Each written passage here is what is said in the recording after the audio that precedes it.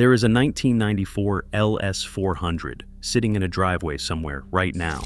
The paint still holds a deep luster, and when you turn the key, the engine settles into a silence that does not belong to a 30-year-old machine. It feels like something built to outlast every other object on the road, and that is because it was. Everyone else on that street has upgraded their cars since then. They have leased something new, financed a replacement, and moved on to the next thing. This owner stayed put. The question worth asking is not why they kept it, but whether they know something the rest of us have completely missed. The answer is not found in nostalgia. It is found in math, and most people simply have not done the calculations yet.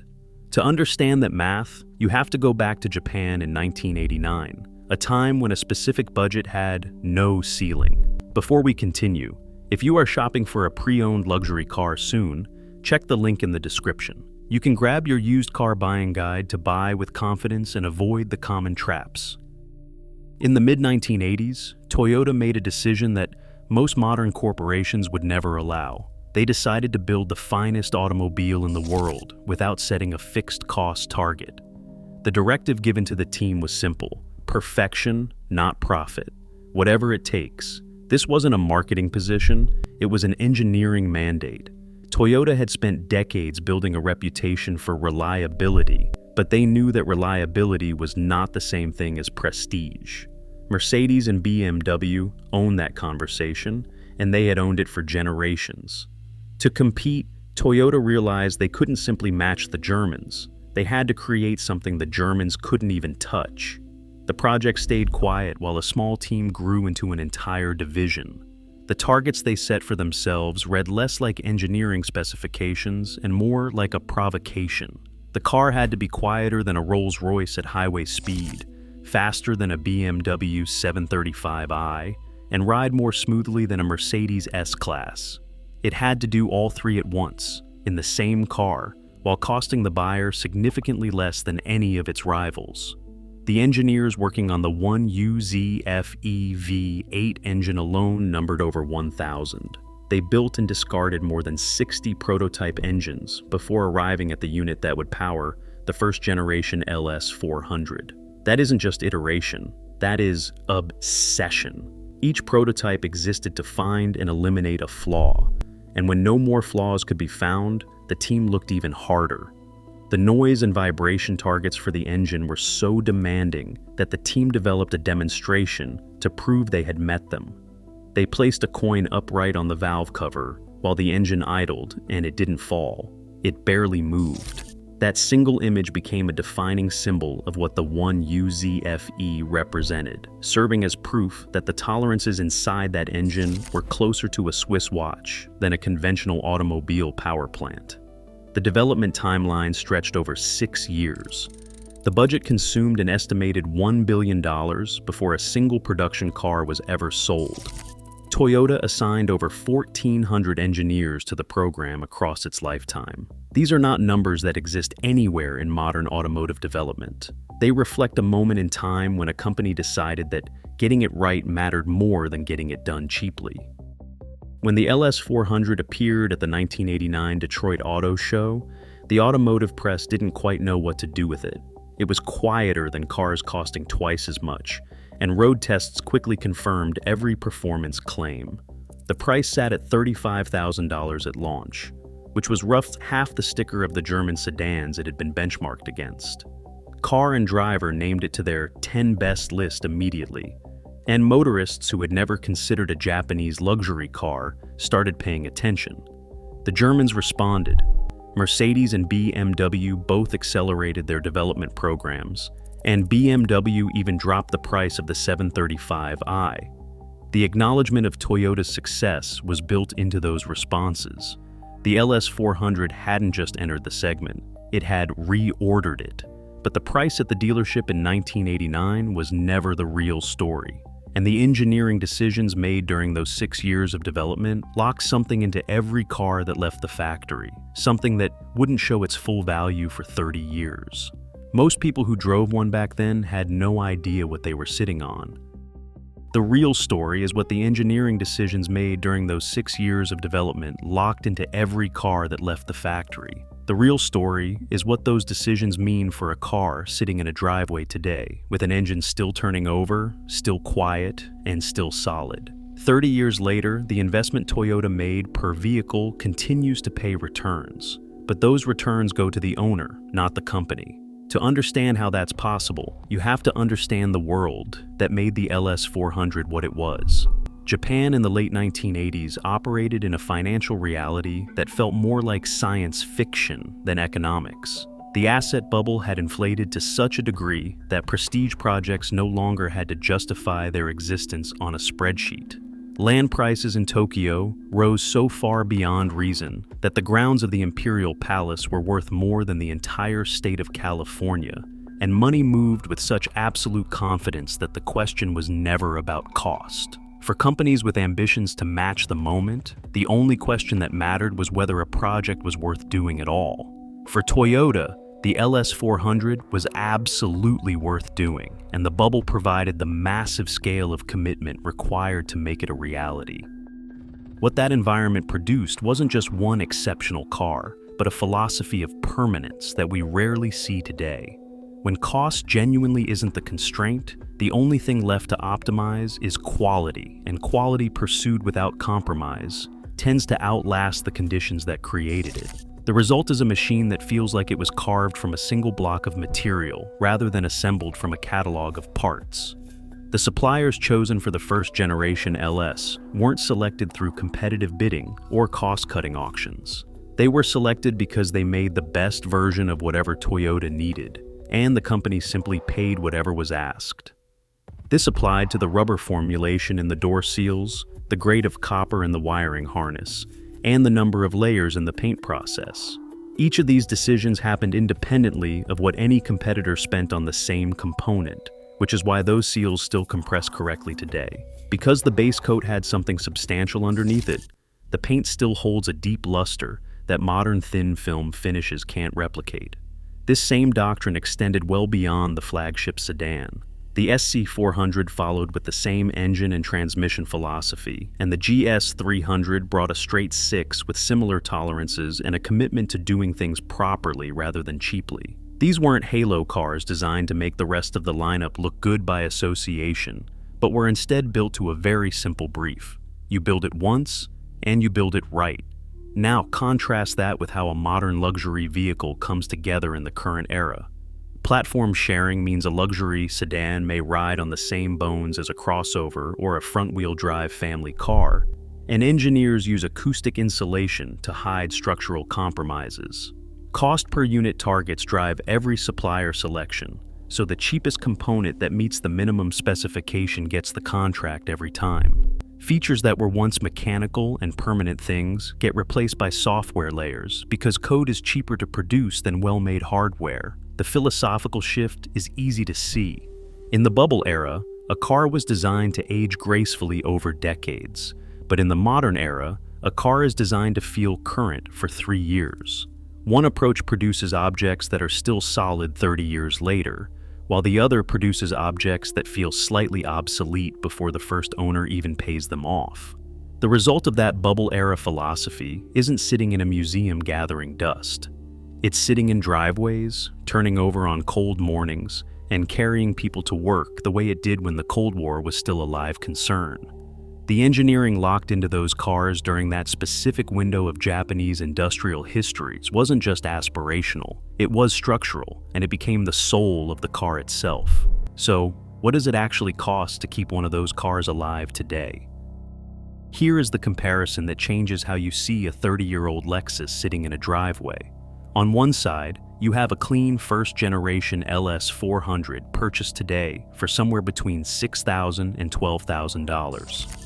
On the other side, you have a new entry-level luxury sedan financed over 5 years, and we are not talking about a flagship or a fully loaded trim. This is the base model, the one that is supposed to be the responsible choice for a professional. The new car sticker usually sits around $45,000. Financed at current rates over 60 months, you are looking at a monthly payment in the range of $800 to $900, and the total paid out over the loan term clears $50,000 once interest is included. That is before you factor in insurance. which runs much higher on new vehicles, and before registration fees calculated on the purchase price. None of that is the number that ends the argument, though. The number that really ends the argument is depreciation. A new luxury sedan loses between 15 and 20% of its value in the first 12 months of ownership. This does not happen because of damage or neglect, but simply because the car was driven off the lot and registered to a private owner. By year 3, the loss is typically around 35%, and by year 5, the car is worth roughly half of what was paid for it. On a $45,000 purchase, that is $20,000 gone, and that loss is invisible until the moment you try to sell. The LS400 sitting in that driveway has already absorbed every dollar of depreciation it will ever experience. The floor on a clean, well-maintained example is essentially set, so it will not lose another $8,000 in the next 5 years simply because time passed. What it will cost is maintenance, and that number is actually knowable and predictable. A realistic annual maintenance budget for a well-kept LS400 runs between $1,500 and $3,000. That range covers the work that actually needs doing on a car of this age, like the timing belt service on the 1UZ FE engine. This is a straightforward job with well-documented intervals and widely available parts. You might need a cooling system refresh because rubber hoses have a finite life regardless of the brand, or perhaps some suspension bushings to restore the ride quality. If you factor in fluids, filters, and the occasional sensor, $3,000 per year is a very conservative ceiling for a car that has been looked after. Run those numbers across 5 years, and the difference is staggering. The LS400 owner spends $15,000 at the high end to keep the car in excellent condition. The new car owner absorbs $20,000 in depreciation alone during those same 5 years, and that is before a single unplanned repair or out-of-warranty parts bill. The gap between those two outcomes is not a rounding error, but a financial argument with a very clear winner. The counter-argument people usually reach for is parts availability. The assumption is that a 30-year-old car must be an expensive orphan waiting on discontinued components that take months to source from overseas. That assumption does not hold for the 1UZ FE engine because it powered so many different vehicles across multiple markets for decades. The aftermarket support built around it is substantial, and OEM surplus stock still exists in high volume. Independent specialists have rebuilt these engines enough times that the failure points are mapped and the fixes are well documented. The global owner community has produced repair threads covering nearly every scenario a car this age might present, and they have included torque specs and part numbers. Parts availability on a modern luxury vehicle actually presents a much higher risk. A discontinued infotainment module or a proprietary sensor tied to a safety system can turn a modern car into a paperweight. The complexity that makes a new car feel sophisticated in year 1 becomes a massive liability by year 7, and that liability never shows up in the marketing brochure. The math keeps resolving the same way every time you run it, but there is one more number that most people never account for, and it has nothing to do with maintenance intervals or depreciation schedules. It is a specific failure point built into every modern luxury vehicle that does not exist anywhere in the 1UZ FE. And when it happens, the repair bill often exceeds what the car is actually worth. That number changes the entire conversation, but the math only works because of the over-engineered rigidity that was built into these cars before they ever left the factory. The math we just looked at rests on a foundation that rarely gets the attention it deserves. When a 30-year-old engine can still be trusted to cover another 100,000 miles, it is not a stroke of luck or a case of misplaced sentimentality. That longevity is the direct consequence of decisions made at the drawing board, in the metallurgy lab, and on the supplier floor long before a single car was ever assembled. We have to start with the engine architecture itself. The 1UZ FE is what engineers call under-square, which means the bore diameter is smaller than the stroke length. This specific geometry produces torque at lower revs, so the engine never has to work particularly hard to move the heavy car. An engine that spends most of its life well below its stress threshold wears down differently than one that is constantly pushed to its limits. At a time when Toyota could have extracted power more aggressively, they rated the 4-liter 1UZ FE at only 250 horsepower. This conservative tune was not a limitation of the technology, but rather a massive amount of headroom built in from the very start. The internal components of the engine reflected the same philosophy of over-engineering. Forged parts were used instead of cast pieces, wherever the loads demanded extra strength, and clearances were held to tolerances that required slow, careful machining rather than fast production. The result is an engine that owner communities have documented reaching 300,000 or even 400,000 miles on original internals. These cars achieve those milestones with nothing more exotic than regular oil changes and basic coolant maintenance. These high-mileage examples are not outliers, but the expected outcome when the engineering is done properly and the owner follows the manual. Paired to that legendary engine is an Warner automatic transmission. This unit came from a supplier whose gearboxes appear in vehicles from manufacturers across Europe, North America, and Japan. Toyota chose not to build the transmission in-house because Aisin simply made a better one, and the directive for this project was to use the best available components regardless of convenience. The engineers tuned that transmission specifically for smoothness rather than shift speed to suit the character of the LS400. Because the calibration was not aggressive, the internal components were never stressed, and these units are still shifting cleanly in cars with 200,000 miles on the odometer. The body structure of the car tells a very similar story of permanence. During this period, Toyota invested in galvanized steel and multi-layer corrosion protection that outpaced almost everything the European competition was doing.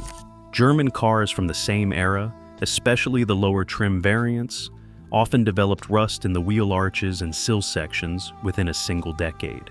If you find a well-kept LS400 from the same vintage in a comparable climate, it typically shows none of that decay. The protection was applied at the factory with the same thoroughness that defined every other part of the development program. For the suspension, Toyota chose a double wishbone geometry at all 4 corners. This setup was common in motorsport, but significantly more expensive to engineer and manufacture than the simple struts most competitors were fitting at the time.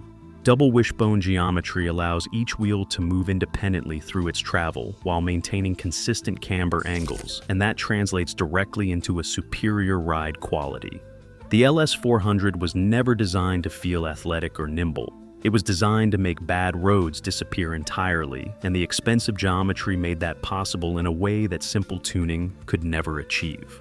If you close the door on a 1993 LS400 and then close the door on a modern luxury sedan in the same price bracket, the difference is not subtle. The older car has a weight and a distinct thud that comes from the thickness of the steel, the density of the seals, and the precision of the latch mechanism.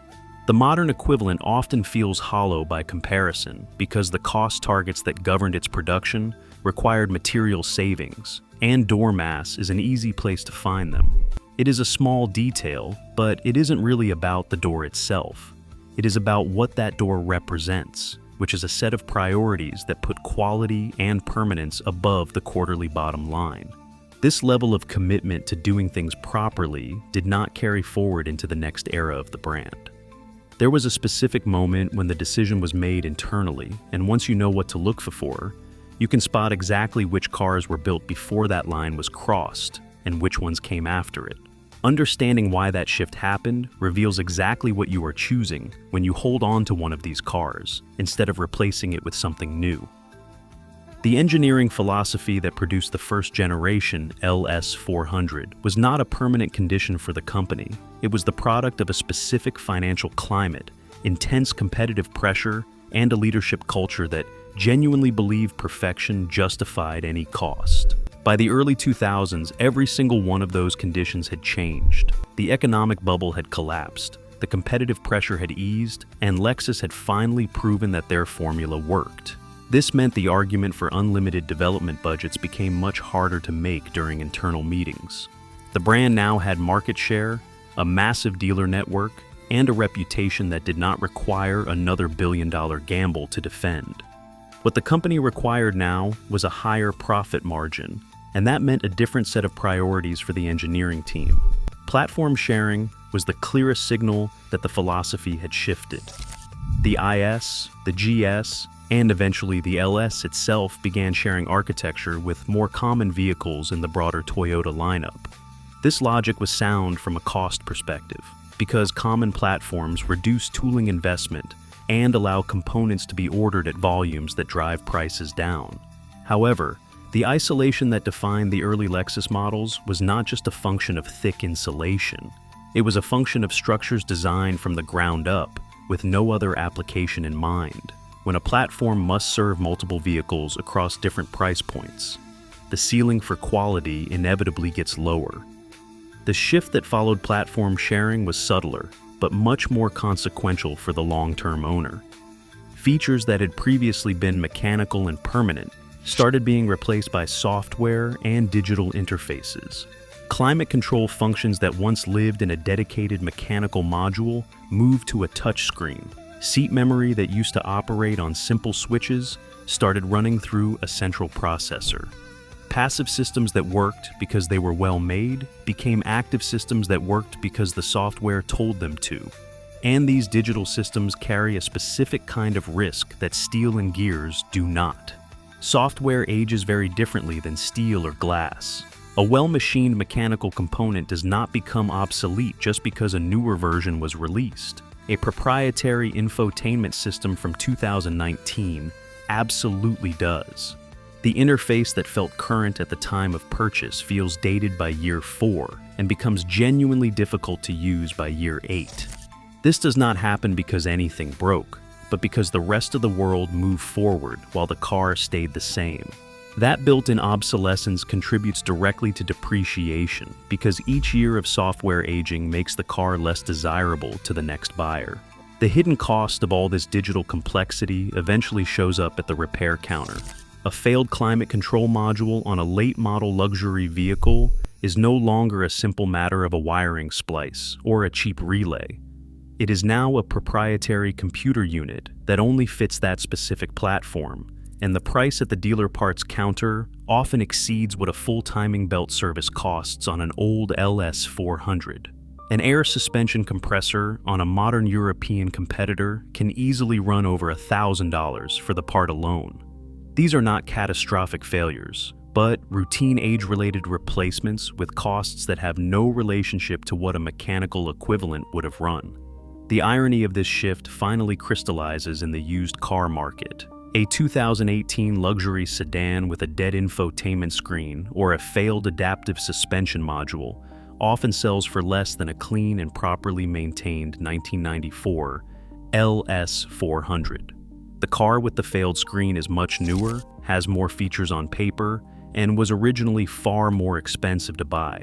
But it has a digital problem that costs more to fix than the vehicle is actually worth, and used buyers are smart enough to know it. The older car has no screen to fail, and its complexity is entirely mechanical.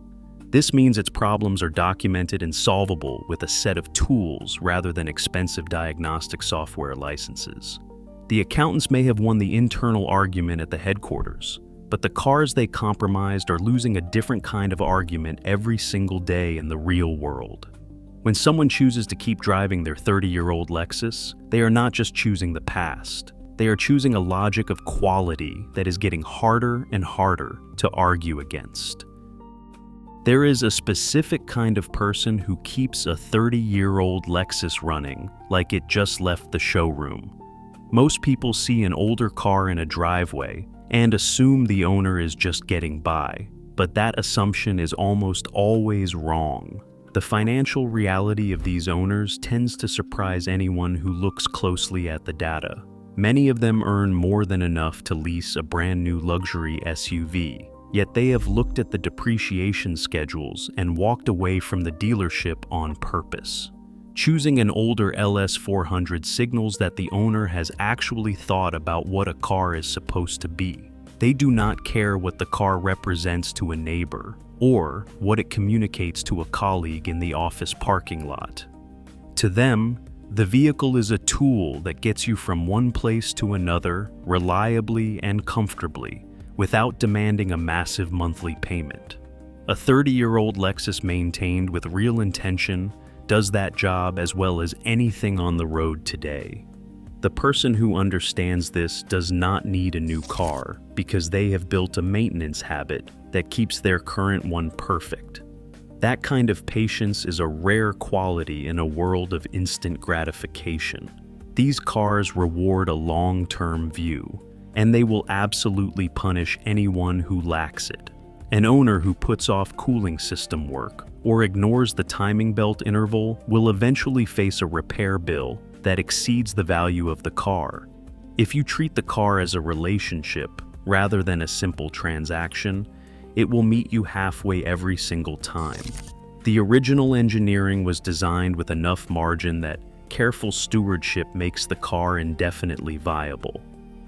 The community surrounding these cars reflects that same measured temperament. You can find hundreds of thousands of documented repair threads on the forums dedicated to the first and second generation LS models. Owners spend their free time posting torque specifications and step-by-step guides for complex repairs, and they do it for the sake of the machine rather than for money.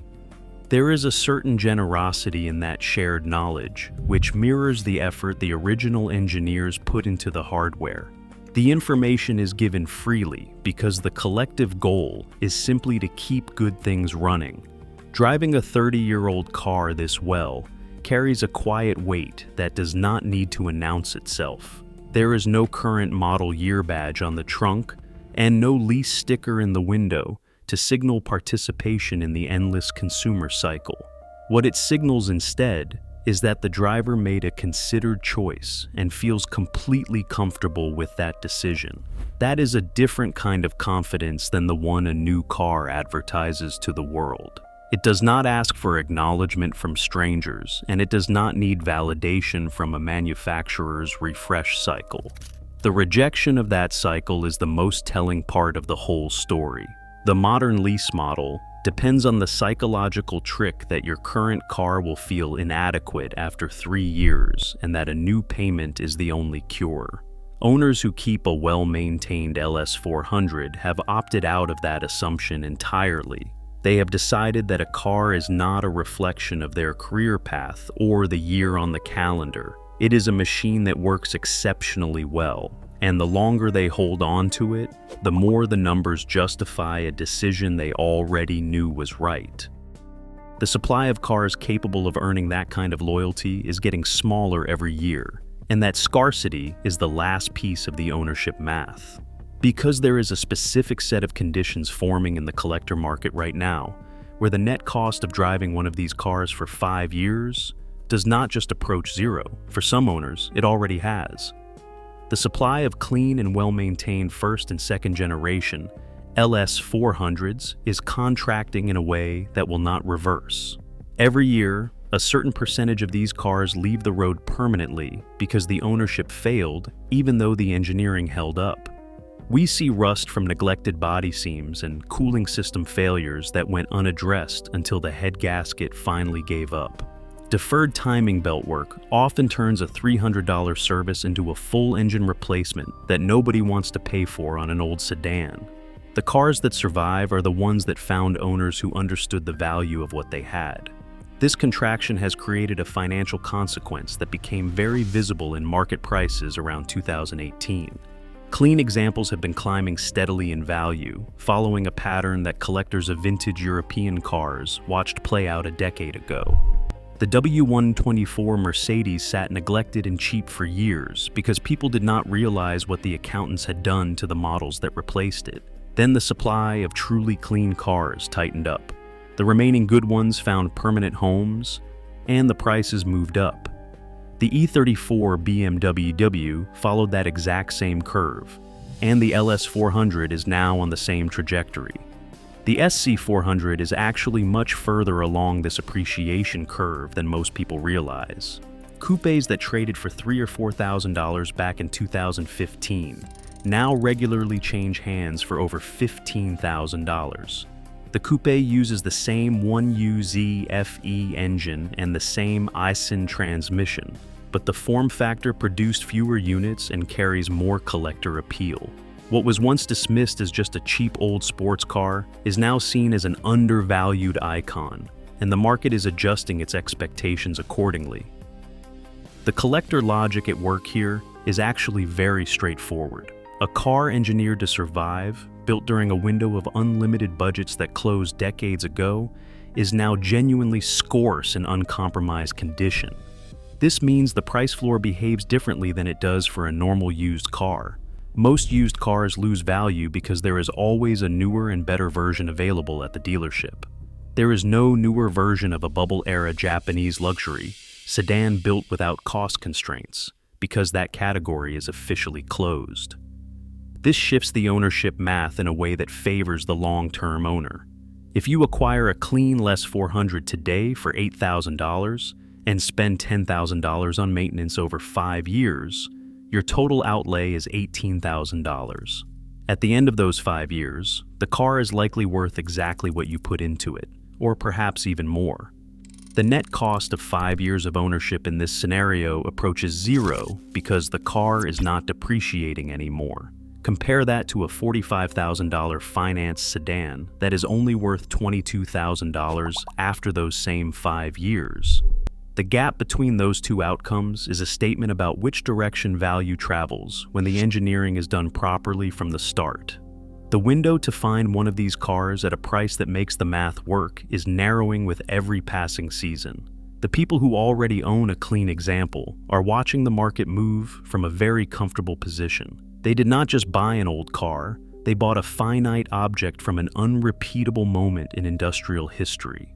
Every year a clean LES 400 survives, it becomes rarer and more valuable, proving that the original engineering was a product of a specific moment in history that simply will not repeat.